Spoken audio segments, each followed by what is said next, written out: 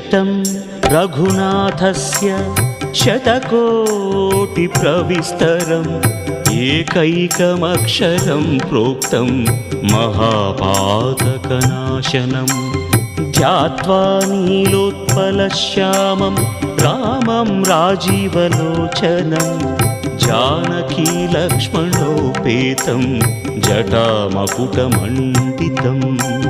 सासितूणधनुर्बाणपाणिं रक्तं चरान्तकम् स्वलीलया जगत्त्रातुम् आविर्भूतमजं विभुं